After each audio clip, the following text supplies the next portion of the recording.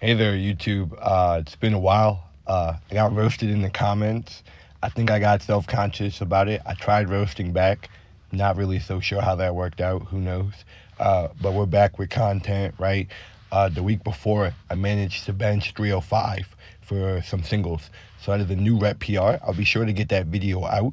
Um, I waited too long and I forgot the content that I wanted to talk about during the video. So we moved on. We're on the deload right now. So I'm doing a self-limiting exercise. I'm doing some Larson presses because these help kind of focus on that chest strength. You have no leg drive. You have to focus on your pushing. Everything has to be a little better. You have to work on your stability.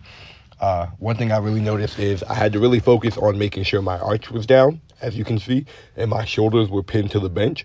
Otherwise, I'd move around, right?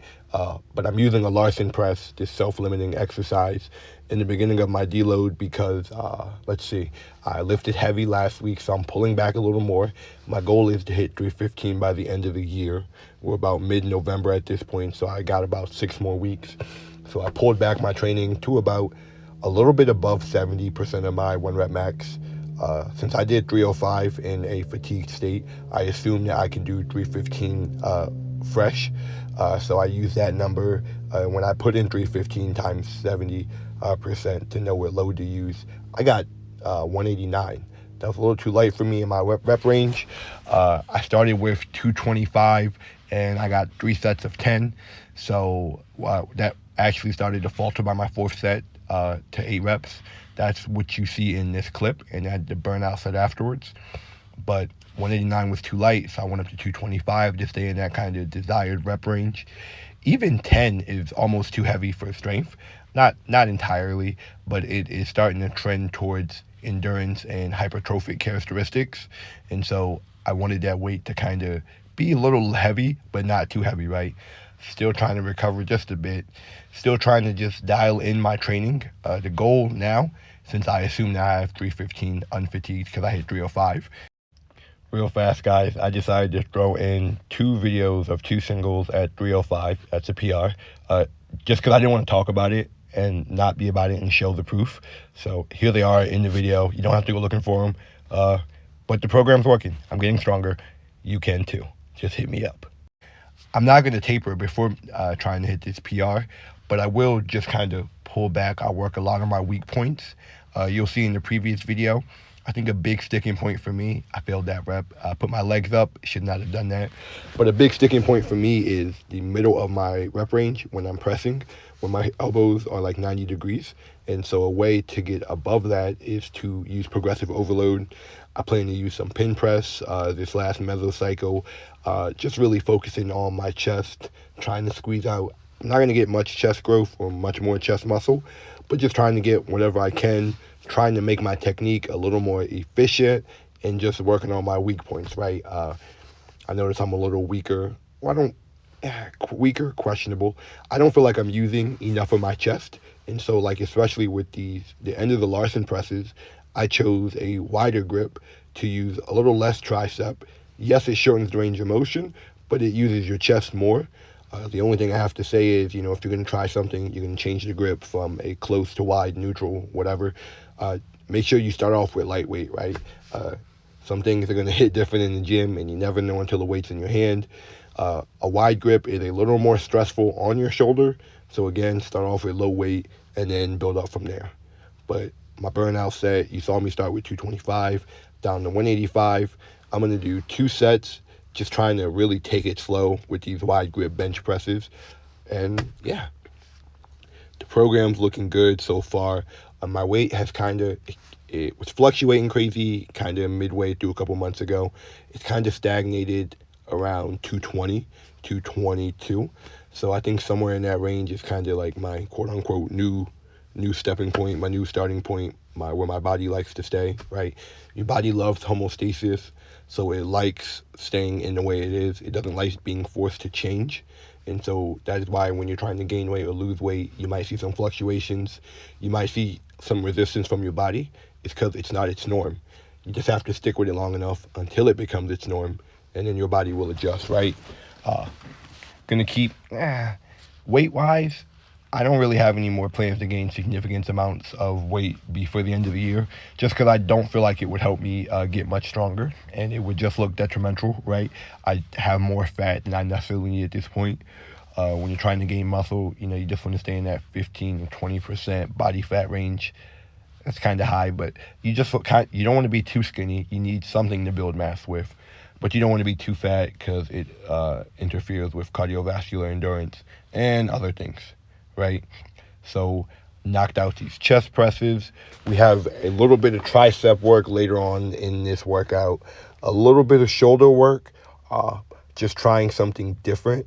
Something very important that I learned on this road to 315 bench that I didn't know before is that a lot of good benchers, right, if you want to do something well, look at the people who are at the top of the class. A lot of good benchers do a lot of external shoulder work. They're just trying to strengthen the rotator cuff. They're just trying to strengthen those function of the shoulder, right? We have abduction, we have external, internal rotation, and then we have adduction. So if one of these things are weak, right, it's going to show up in your program. I believe, again, just knowing more and getting more into the nitty gritty. Here's these sideline external rotators. I think I had weak rotator cuffs, and that was the issue with my bench press, right? That was why my shoulder was irritating me. Throughout this program, I've moved between IYT raises. I've done the Lou raises, kind of like a front raise, but you raise it all the way above your head, straight arms. I've done a ton of stuff to just try to strengthen my shoulders and just make them a little more complete. And it's working. It's most definitely working.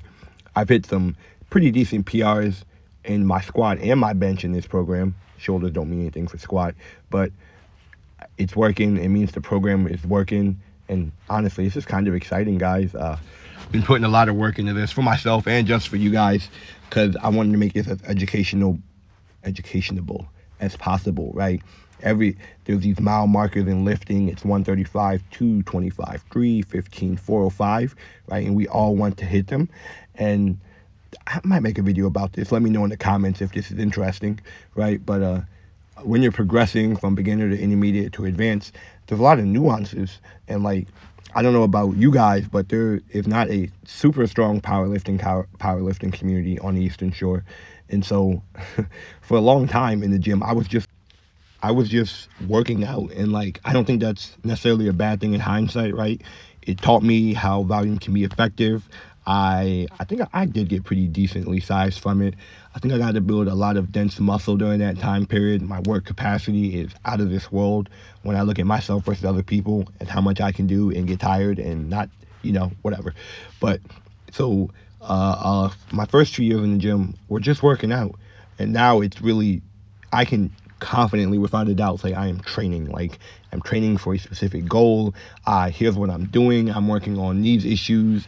I'm using these principles to overload. I'm using this way to get stronger. I'm using this to recover, right? And so I want to give that to you guys, right? Because if you don't have it, you can't grow, and we all want to grow, right? If you're not growing, you're dying. It might be a little depressing for this video, but you get the point. And so I want to be there to explain these nuances to you guys. There's a lot of things I've learned these past couple of years that have just kind of changed the way I lift, right? Like percentages. Once you get so strong, you can't lift these real maximum loads all the time. So you have to go sub-maximum. Percentages are very useful for knowing when you should lift, how you should lift. Real quick, in the video, you see me. Instead of tricep extensions, I've just focused on the unilateral single arm tricep extension. I like these. I feel like they really let you focus. They really let you see like which arm is the weaker arm if you have some. So if you're noticing, when I was doing my tricep extensions, especially with the V-bar or the rope, I felt like my right arm was pulling more than my left arm, and it was pissing me off. A way to fix that is to use unilateral exercises. And then you can pinpoint the weakness. Maybe you do one extra rep on that arm. Maybe you add a longer pause. But getting back to all of the lessons I've learned in strength and want to share with you guys, percentages are a game changer. Really understand the relationship between stimulus and fatigue, and when to pull back, when to really go hard.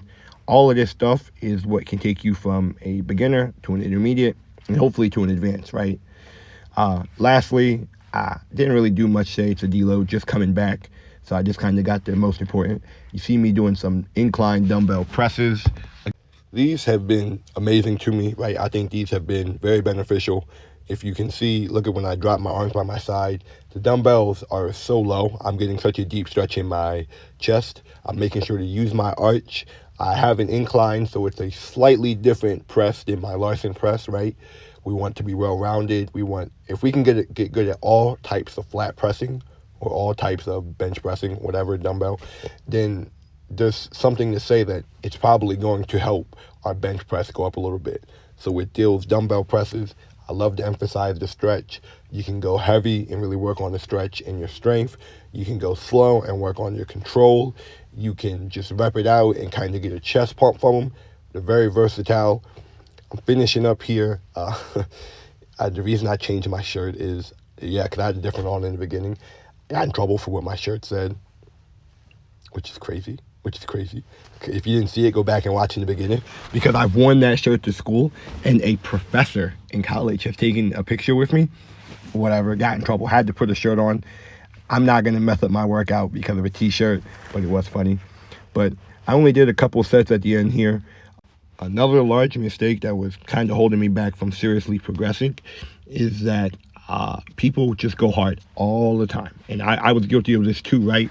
But when you're trying to develop strength or when you're training, it's like going up a series of ramps that are like back to back to back, right? And you're speeding up, and you're not going to just floor the gas, from ramp 1 all the way to ramp 6. You're going to floor the gas and then let off on the decline. And then when it starts to slow down and you're starting to pick up elevation, you slam your foot back on the gas. And in training, that's kind of what the deload is. That's kind of what the beginning of a mesocycle is. You pull back from training. So you're still gaining speed, like going downhill. You're still gaining skill. You're still working on things. And then as you get near those more ramps, those extra ramps, it's like approaching a new PR, whether it's for a rep PR, a weight PR. You floor it, and then you hit the gas, you get everything you got.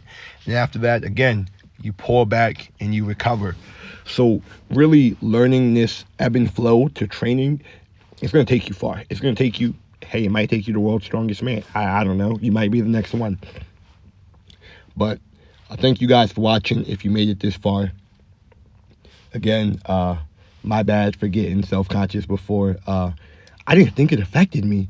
I'm going to take the end of the video to talk about this. I didn't think it affected me because I just went back and roasted both. I was born in 1999. I know how to roast. I spent my formative years online doing way too much trolling. So all in all, I'm good with it. The bad comments don't hurt me. They make me better, right? I should get over myself. I shouldn't be so self-conscious and stop posting. We all need this. But even still, they were just talking about my ass coming off the seat in the bench. You know what? That is something to work on. That is a skill that needs to be better. And so who cares? Take the criticism, take the good from it, move on, be a better athlete.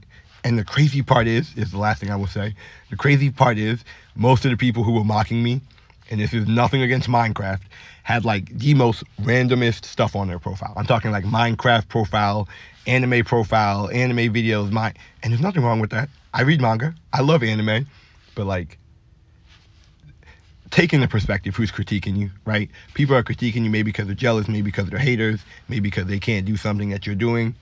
So all in all, we're good. You made it this far. Thanks for watching. Thanks for listening to me ramble. We are so close to hitting that 315, guys. Stay tuned.